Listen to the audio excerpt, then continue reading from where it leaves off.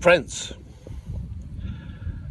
the war on China is for sure, but they need to attack China because Democrats will certainly lose the 2024 elections.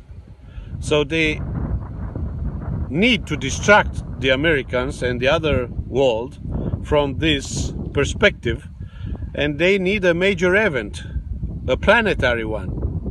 And this event will be attacking China in the name of democracy, as they did in Ukraine, attacking Russia. The ongoing G7 summit, China has reacted rather sternly to the statements emerging from the meetings in Hiroshima. The joint communication issued by G7 leaders has drawn ire from China's foreign ministry late Saturday. Hey, good morning, everybody. My name is Marcel. I believe it's May 21st, 2023. The G7 adopts the USA narrative on Taiwan. Friends, the war on China is for sure, is a certitude. How do we know that?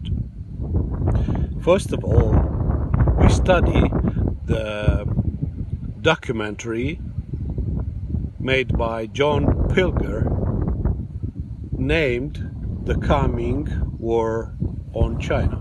And when this documentary has been built in 2016, we are now in 2023. Good. What is going on today? Today we had G7 meeting in Hiroshima, in Japan. What happened there? There happened that United States managed to manipulate the G7 guys in order to convince them that China is pure evil. I'm not saying China is an angel, nor Russia. But anyway, United States and the G7 guys, they are not angels at all. China lodged an official complaint with Japan, the host country of the summit, as well as other relevant parties. A spokesperson from the Chinese Foreign Ministry issued a statement saying the G7 communique insisted on manipulating China-related issues, smearing and attacking China. For the last decade, there was no news or nobody cared about what's going on with China and Taiwan. And now the U.S. is propagating, essentially moving towards a war with China based on what's going on in Taiwan with this G7 meeting. And then China makes official complaints against the conference host, Japan, and the associates. And what is going on? If you look at their after meeting statements, they got China angry, Russia as well. The problem is that G7 now is the new NATO for United States guys.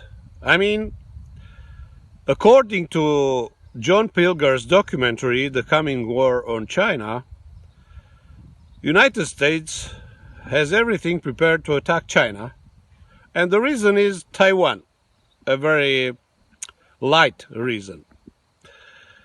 But listen, today United States is not able to attack China. It's too weak because they have United States has now a problem with the internal economic for the population, and they spent a lot of money in Ukraine. Within the G7, as well as with partners beyond the G7 and globally. G7 leaders have vowed that attempts to weaponize trade and supply chains would fail and face consequences in a thinly veiled warning to China of its economic practices. Moscow also echoed Beijing's sentiments and lashed out at the G7 leaders. And, how ironic when every single developed country sent products to be manufactured in China or organized products to be made in China. And now it's like, okay, turn the tides. We're not working with you anymore. Well, we still want you to make all our products, but we're going to go to war with you. Собственно говоря, и любую другую страну в качестве, которая претендует на какое-то самостоятельное место в мировом раскладе, тоже будут в качестве конкурента подавлять. Посмотрите на те решения, которые сегодня обсуждаются и принимаются в Хиросиме на саммите «семерки», и которые нацелены на двойное сдерживание России и Китайской Народной. The reactions. I'm just going to read out loud what Sergei Lavrov said in this WION report here of the G7. About the G7. He says, and any other country which aspires to have its own place in the world will also be suppressed as a competitor. Look at the decisions that are being discussed and adopted today. In Hiroshima at the summit of the seven that are aimed at the double containment of Russia and the People's Republic of China. And here you have, when you just Google search it, the G7 insisted on manipulating China-related issues, smearing and attacking China, said a spokesman for the Chinese Foreign Ministry, expressing Beijing's firm opposition. The Barrows News Department was not involved in the creation of the content above. And just more in the search, Chinese embassy in Canada opposes Biden, Trudeau's smear campaign. China expresses strong dissatisfaction with G7 communication. China vows to fight to the end to prevent Taiwan's independence. And they spent a lot of money in Ukraine. But they need to attack China because Democrats will certainly lose the 2024 elections. So they need to distract the Americans and the other world from this perspective, and they need a major event, a planetary one. And this event will be attacking China in the name of democracy, as they did in Ukraine, attacking Russia. But United States cannot attack China on their own. And then they must create a new NATO, and that is G7. The reactions come to a statement by the G7 leaders earlier, agreeing to tighten sanctions against Moscow. The bloc also urged China to pressurize Russia to immediately withdraw its forces from Ukraine.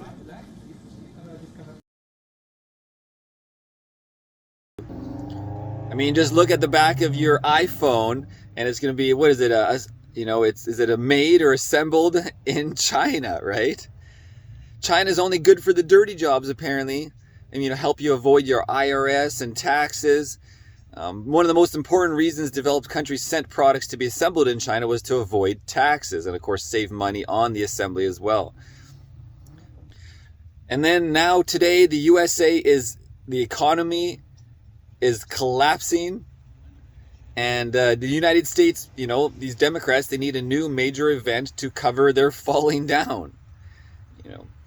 So what I'm going to show you is now a clip that is a direct impact on the subject of working with China and how China wanted to work with the USA back in, 1949? And in the John Pilger's documentary, which Romeo will mention, The Coming War of China, Mao sent a letter that was, of course, hidden of all this time. Hidden history is always a key to the truth.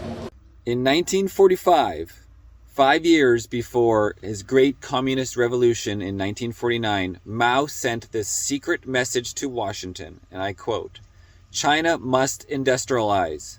This can only be done by free enterprise. Chinese and American interests fit together economically and politically. America need not fear that we will not be cooperative. We cannot risk crossing America. We cannot risk any conflict." Mao received no reply. Nothing has changed. And made a speech about, "I want to work with the USA. We should work together. We both have similar interests and values on the line of production and capitalism." But of course, the USA systematically rejected the conversation, having a conversation with China. In fact, nobody in the USA government, literally, they got rid of everybody who spoke Chinese. So the conversation wasn't even possible. So first, I'll show you the clip from the documentary. Here we go. The Coming War of China. Mao Zedong was looking to be a friend with the United States from the beginning. Mao says, I will go meet Franklin Roosevelt in the White House. Mao reached out to Harry Truman in 1950. He reached out to Dwight Eisenhower. His hand was tossed away. If the USA actually wanted to get his reply and work with him, this opportunity might have changed history, prevented wars, saved countless lives, was lost because the truth of Mao's overtures was denied in the Washington of the 1950s. The State Department officials who had carried Mao's message were condemned unjustly as communist traitors. Everybody who knew Mao, who spoke Chinese, was gone. In the 1950s, the State Department had no employees who spoke Chinese. And the stupid guys in G7, they agreed that China is the evil, Russia is the evil, and they pissed off China now. Look at their statements, the Chinese statements. Look at Sergei Lavrov, Foreign Minister of Russia, statements after G7 meeting in Hiroshima in Japan. So my friends, if those stupid guys in G7 will listen to what the American whisper to their ears, we have a war. We have the third war, the World War III, for sure. That's a certitude. You might ask yourself, what can we do to stop this? Almost nothing. But we can talk about this. But we can pull the alarm sign to say, this is really dangerous. Yes. You know, the United States didn't manage to put together European Union and European states in order to be helped to attack China or to make some order in the world. And they switched it to G7. And G7 is Justin Trudeau, Canada, and G7 is Japan, and G7 is, not only Europeans, because not every European country agrees with the United States. Emmanuel Macron of France switched it a little bit, turned it upside down. Olaf doesn't feel very good. Olaf of Germany, of course. Listen, this is Romeo from Romania. We are in a very, very dangerous moment of our history. With this, the coming war on China. Romeo from Romania, all the best, guys.